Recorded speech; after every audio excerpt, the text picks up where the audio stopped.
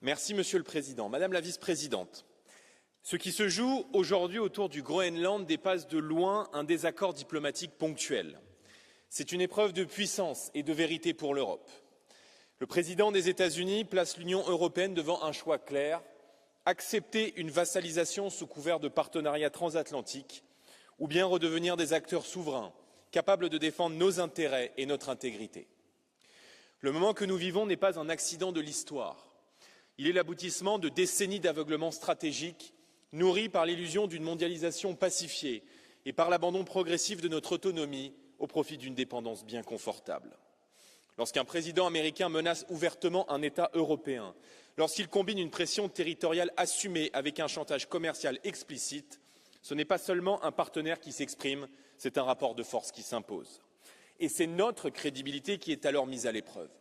Le Groenland, territoire 4 fois plus vaste que la France, est devenu un pivot stratégique mondial au cœur de nouvelles rivalités entre grandes puissances qui renouent avec les logiques impériales.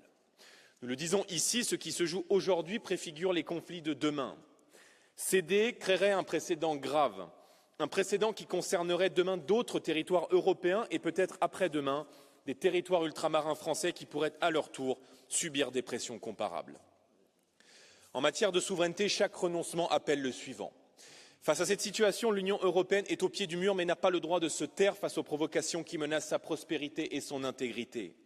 L'accord négocié l'été dernier par la présidente von der Leyen devrait être suspendu immédiatement en retour. L'Union européenne doit activer sans délai ses instruments anti-coercition et assumer des mesures ciblées sur les services et les exportations américaines à destination de l'Europe. Elle doit mettre en œuvre la préférence européenne dans les marchés de défense. Il ne s'agit pas d'escalade, il s'agit de notre souveraineté. Car au fond, mesdames, messieurs, le choix est simple, accepter une fois encore la dépendance ou reprendre la maîtrise de notre destin. Notre soumission serait une faute historique. Derrière cette épreuve se joue notre liberté politique.